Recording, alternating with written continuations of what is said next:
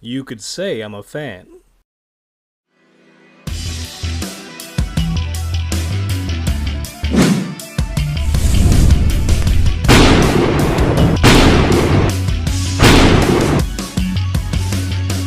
Thor Ragnarok is the 17th film of the Marvel Cinematic Universe and the third film of the Thor franchise. In Ragnarok, we find Marvel, once again, going all in on the action-comedy romp aesthetic that the Guardians of the Galaxy films rode to box office success.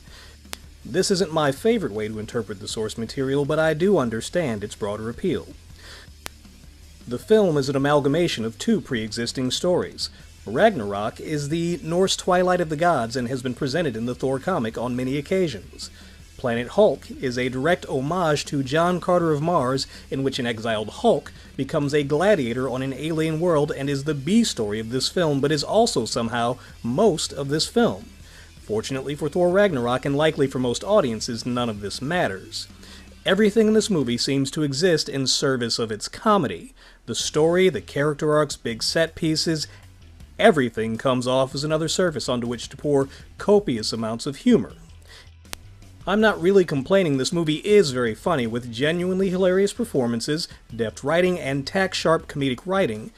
It seems that director Taika Waititi's biggest performance note was, "So there is no Thor? Only Chris? Just be yourself, mate."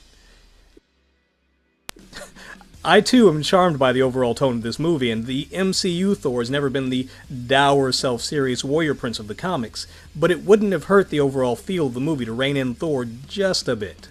Speaking of Waititi, he has the film's breakout performance, saving some of the best laughs for himself as the Planet Hulk character, Korg.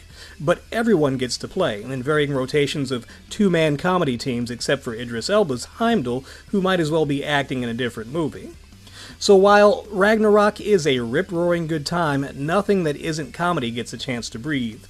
Big, heavy events happen in Thor Ragnarok, and they are barely acknowledged, because the movie is doing its Type 5 and needs to move on to the next bit. Early on, the big bad Hela, the goddess of death, kills central franchise characters, and there isn't a beat of recognition. There's a secondary character that feels like he should have an arc of his own in the film, but instead he's just around for another character to play off of until he gets his iconic comic book scene, and then it's unceremoniously on to the next thing. The trip to that next thing is mostly attractive, with well-designed places that balance out the obvious overabundance of green screen.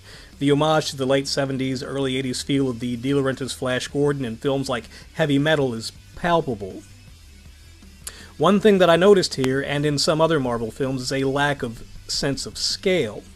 Everything in this film about gods and alien worlds should feel stentorian, but very little does. As our heroes travel around the universe, it feels more like they are road-tripping through the Washington, D.C. metro area.